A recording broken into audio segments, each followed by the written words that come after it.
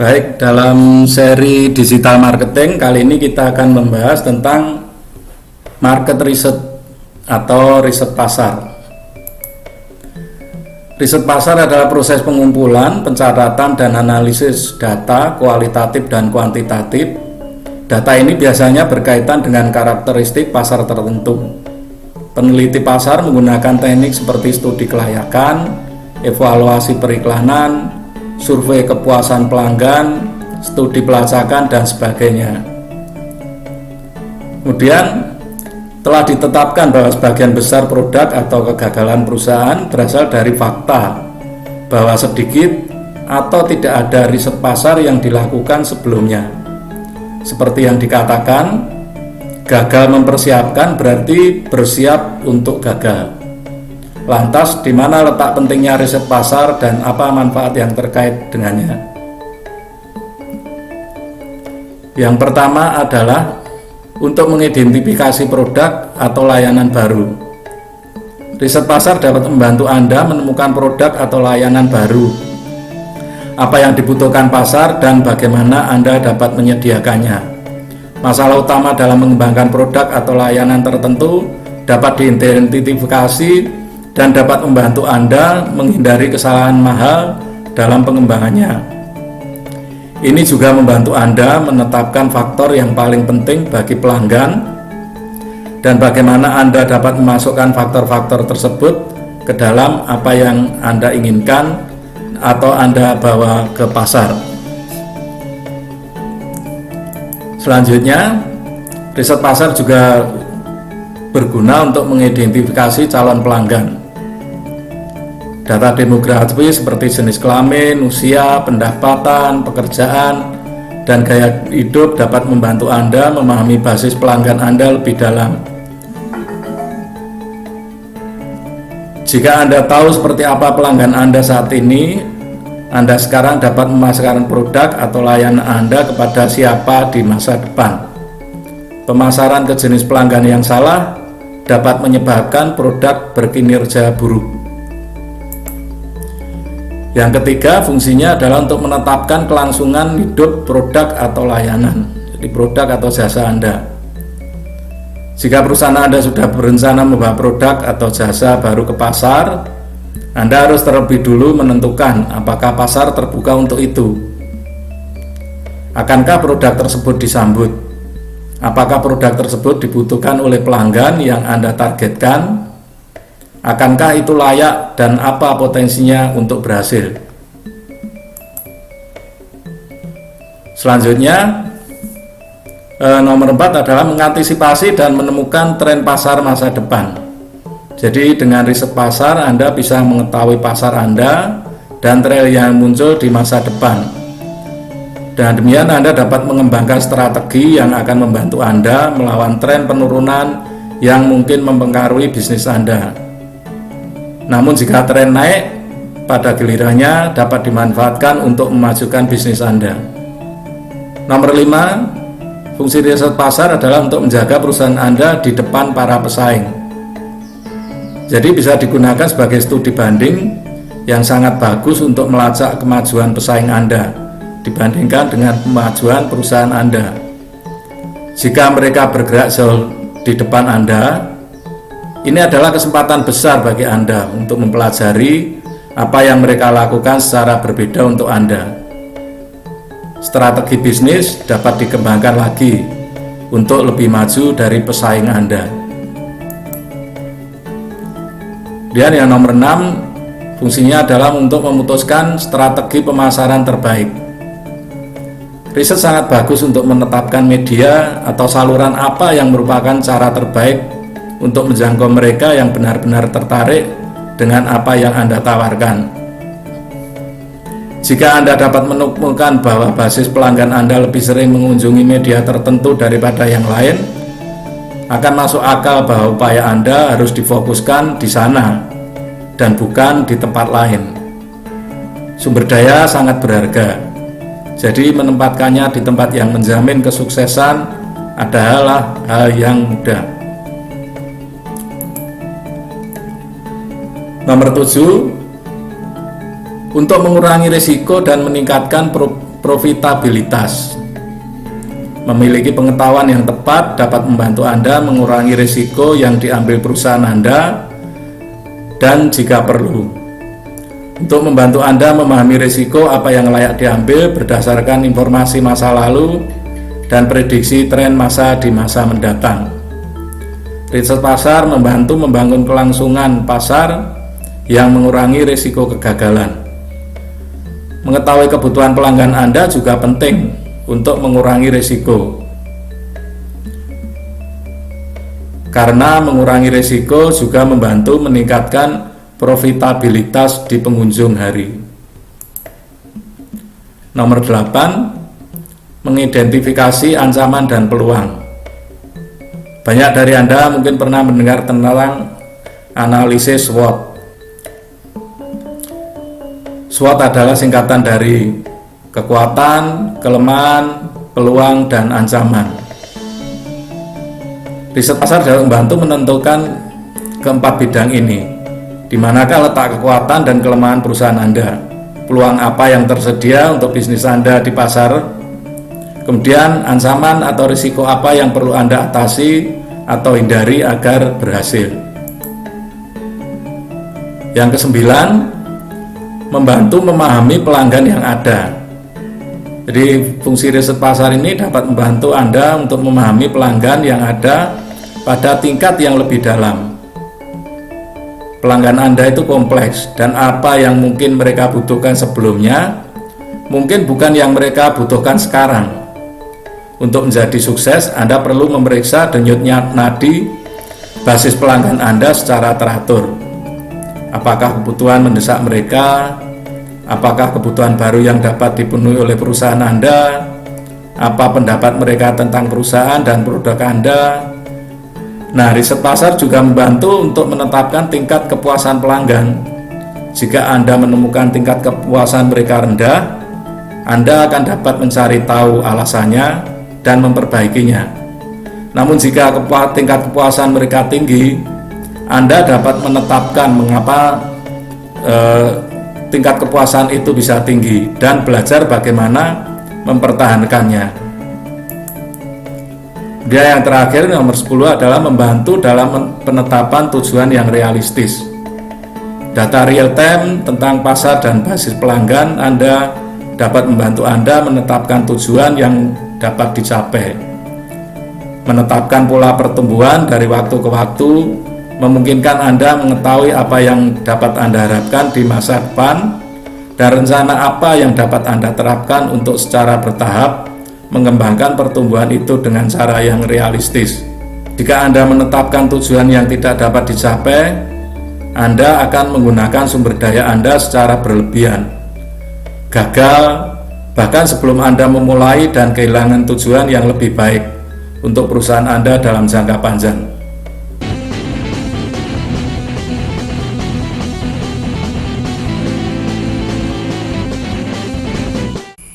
Untuk riset pasar kita bisa menggunakan Google Form untuk melakukan survei. Pertama kita masuk ke Google, kemudian masuk ke Google Form. Kita memulai survei dengan membuat survei dengan memulai formulir baru. Kemudian kita isi judul dan deskripsinya. Katakanlah di sini dikasih judul riset pasar atau riset produk Anda, itu terserah, nanti ada di deskripsi, bisa Anda jelaskan. Kemudian apa isi survei? Yang pertama adalah validasi problem. Jadi kita tanyakan apa masalah yang benar-benar dihadapi oleh pelanggan, dan kita tanyakan. Ini misalnya apa masalah terbesar Anda dalam produk atau jasa yang sesuai dengan produk atau jasa Anda. Jadi Anda bisa diisi ini kelanjutannya. Nah, ini ada jawabannya di sini. Yang berikutnya adalah pertanyaan tentang mengenai masalah tersebut, solusinya apa. Jadi menurut Anda solusi dari masalah tersebut seperti apa?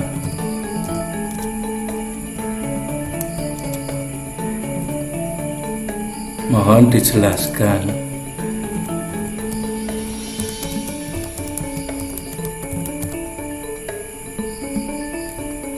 Nah, setelah pelanggan memberi masukan alternatif solusinya, kemudian kita tanyakan seberapa sering masalah itu ditemui. Dari masalah tersebut di atas, seberapa sering Anda temui. Nah, ini kita bisa berikan pilihan. Opsi 1 misalnya jarang, kemudian opsi 2 sering, opsi 3 mungkin bisa sangat sering. Jadi maksud pertanyaan ini adalah jika masalah itu sering atau sangat sering, itu berarti konsumen sangat membutuhkan produk yang bisa mengatasi masalah tersebut. Artinya jika produk Anda bisa diperbaiki atau bisa memberikan solusi atas masalah tersebut, maka peluang untuk produk Anda dibutuhkan itu sangat besar. Nah, yang berikutnya, jangan lupa karena ini survei, kita juga minta alamat email atau mungkin bisa Anda tambahkan nomor WA.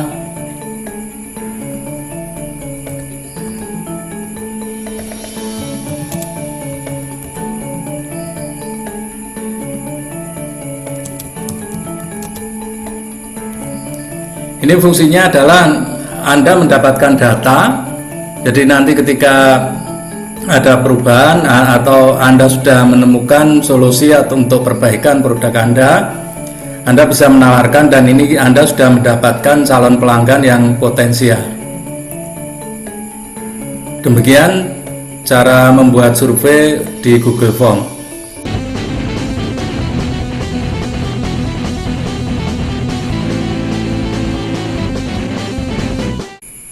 Nah, setelah formnya selesai dengan pertanyaan-pertanyaan survei yang Anda buat, Anda bisa kirim.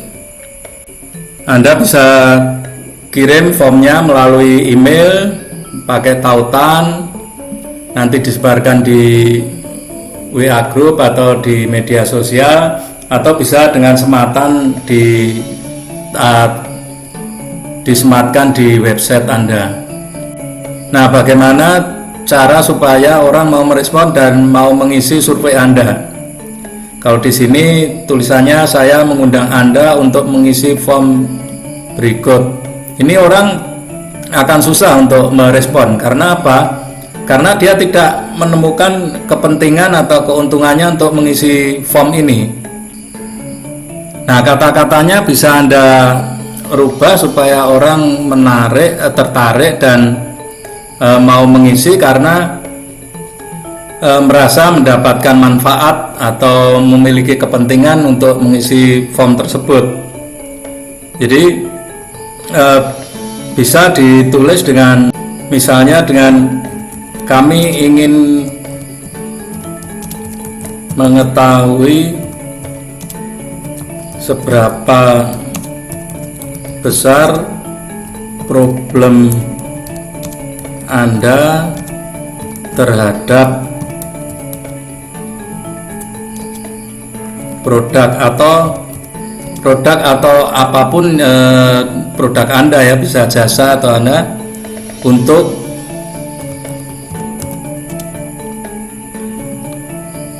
bisa melakukan perbaikan seperti yang Anda butuhkan.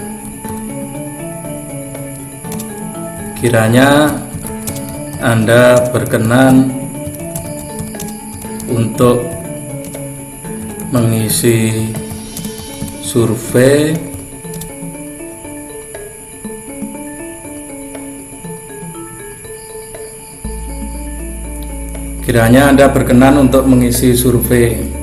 ini agar bisa bermanfaat.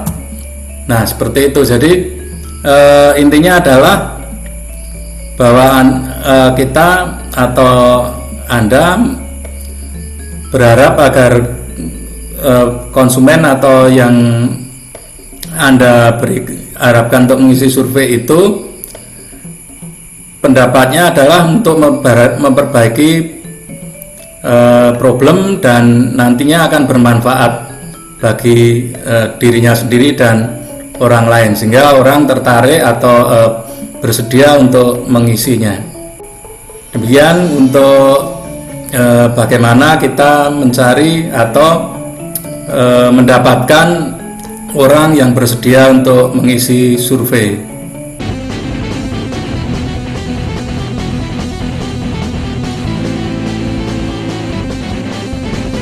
Baik, selanjutnya kemana survei itu kita akan sampaikan, atau bagaimana kita bisa mendapatkan, atau di mana kita bisa mendapatkan responder untuk survei.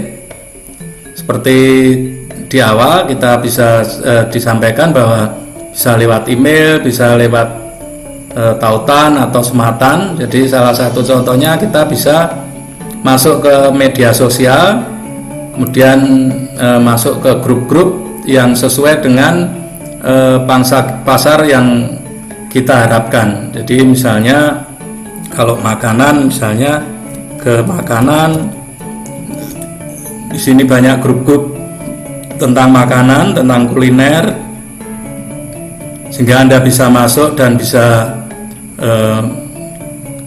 mendapatkan responder di sana. Jadi macam-macam. Anda bisa juga googling, misalnya dengan kuliner, bisa juga tertuju ke suatu daerah tujuan pasar Anda, sehingga Anda bisa mendapatkan responder yang tepat di sana.